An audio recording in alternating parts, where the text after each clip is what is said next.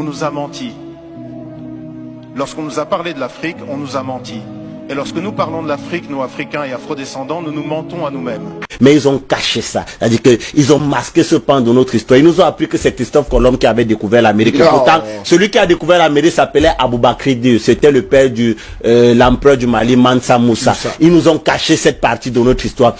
La réalité, lorsqu'on regarde en termes de superficie et de kilomètres carrés, l'Afrique peut abriter la Chine, l'Inde, l'Amérique du Nord, l'entièreté de l'Europe de l'Est, plus quelques autres pays.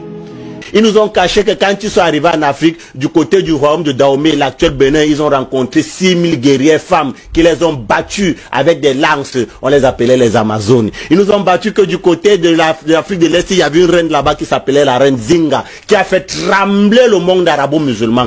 Ils ne nous ont pas dit ça. Ils nous ont caché que la reine Nefertiti a commandé la plus grande flotte et la plus grande armée de l'histoire du monde. Ils nous ont pas dit ça. Alors bonjour à tous encore, bienvenue encore aujourd'hui sur cette nouvelle page. Nous allons parler un peu de notre histoire quand elle est écrite par les autres. Dans cette vidéo, je vais vous montrer un peu ceux qui ont pu décortiquer certaines choses quand c'est le chasseur qui raconte l'histoire. On aurait plutôt laissé le lion raconter l'histoire, mais là, ça n'a pas été possible. Le lion, il est mort et on ne peut pas le laisser raconter l'histoire. Ici, vous le constatez, quand le chasseur raconte l'histoire, il raconte l'histoire en sa faveur. Et là, nous avons constaté beaucoup de fausseté dans tout ce qui nous a été dit depuis l'école primaire jusqu'à nos jours. Et heureusement aujourd'hui que certains de nos parents, certains de nos frères ont pu vraiment mener des investigations et ont trouvé vraiment de très grandes choses sur notre histoire, de très grandes faussetés sur notre histoire. Et avec notre courage aujourd'hui, avec le réveil aujourd'hui, nous allons retracer beaucoup de choses encore et toute l'Afrique pourra vraiment s'uniformiser et puis avancer tel que nous le souhaitons. Alors je vous laisse suivre la vidéo entièrement et je vous prie vraiment d'aller jusqu'à la fin pour comprendre l'importance de cette vidéo. Good evening everyone. Je vais faire ce petit mot d'introduction en français. Voilà, c'est fait. Aujourd'hui naît Incarnation. Incarnation aurait pu s'appeler Initiation. Et Incarnation démarre, vous allez le découvrir ici en rentrant, sur un constat qui est fort, sur une déclaration, une affirmation qui est très forte. On a parlé à l'instant de cette carte renversée. En fait, les cartes pré-Mercator, beaucoup de cartes représentent l'Afrique avec le nord en bas et le sud en haut. C'est ce qu'on appelle un point de vue afrocentrique. Et effectivement, la Terre, c'est une sphère qui flotte dans l'univers. Et dans l'univers, il n'y a pas de haut et il n'y a pas de bas.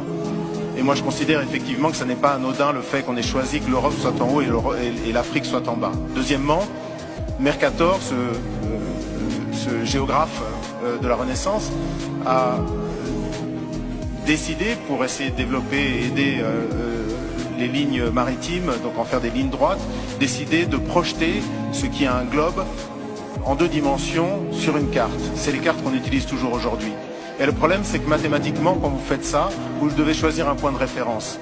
Le point de référence détermine en fait quelle partie sera la mieux représentée ou la plus grandement représentée et laquelle souffrira. Et moi, j'ai appris, comme certainement vous tous ici, que l'Europe avait une proportion qui était presque comparable à l'Afrique, ou en tout cas une partie de l'Afrique. La réalité, lorsqu'on regarde en termes de superficie et de kilomètres carrés, l'Afrique peut abriter la Chine, l'Inde, l'Amérique du Nord, l'entièreté de l'Europe de l'Est, plus quelques autres pays. Et donc le premier statement qu'on affirme avec beaucoup de force avec Handel, c'est « on nous a menti ». Lorsqu'on nous a parlé de l'Afrique, on nous a menti. Et lorsque nous parlons de l'Afrique, nous Africains et Afro-descendants, nous nous mentons à nous-mêmes. Et je voudrais dans ces petites clés vous donner quelques éléments. La première clé que je voudrais vous donner, c'est ma réaction il y a quelques temps. J'étais en train de passer du temps avec mes enfants et je regardais la télévision. Et il y a une jeune artiste angolaise qui est brillante, qui est magnifique, une chanteuse magnifique, Perola, qui est quelqu'un qui a tellement de force, de caractère et de conscience, une immense artiste vraiment. Et elle montrait l'Angola, qui a été un pays qui a été détruit par la guerre, et elle est allée à Soyo, à l'embouchure du fleuve Congo. Et à Soyo, à l'embouchure du fleuve Congo, il y a une pierre sur laquelle Diego Cao, donc un explorateur portugais, a marqué donc des inscriptions pour dire qu'il était arrivé là en 1482, donc 10 ans avant que Christophe Colomb n'atteignent les rives de l'Amérique du Nord. Et cette jeune actrice, cette jeune chanteuse a dit en portugais, je vous le traduis en français, elle a dit voilà, 1482, Diego Cao arrive ici et c'est maintenant que commence notre histoire.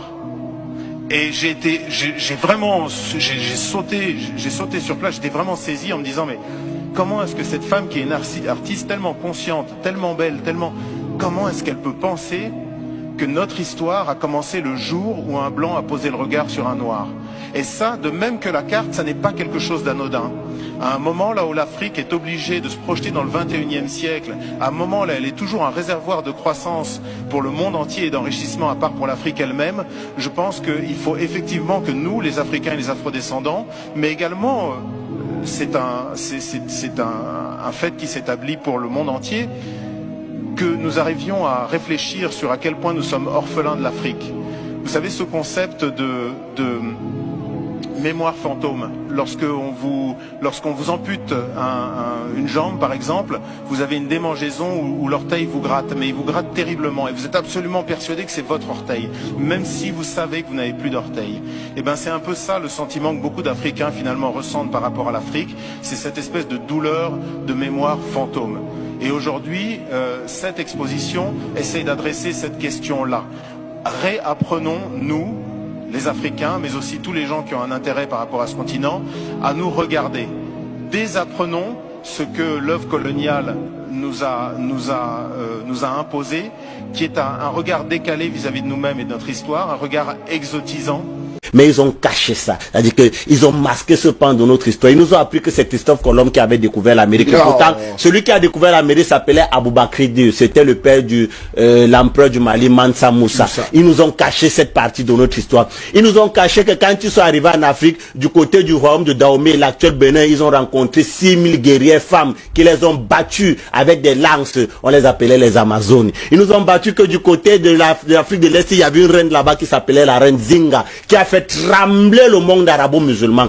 Ils ne nous ont pas dit ça. Ils nous ont caché que la reine Nefertiti a commandé la plus grande flotte et la plus grande armée de l'histoire du monde. Ils nous ont pas dit ça. Ils nous ont caché le fait que la mère du président, la mère de l'empereur du roi Shaka Zulu avait fait en sorte que son fils est allé aux portes de ce qu'ils appellent aujourd'hui le Cap. Parce que là-bas, il y avait une grande colonie anglaise là-bas.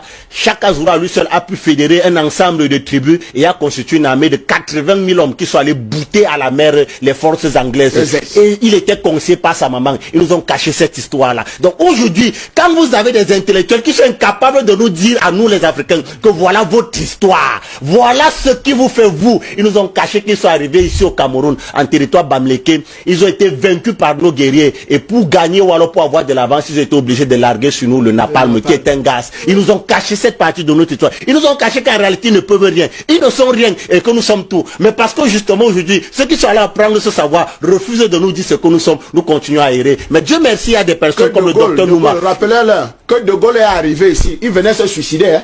Il venait se suicider. Voilà, on a donné les hommes pour aller conquérir la France.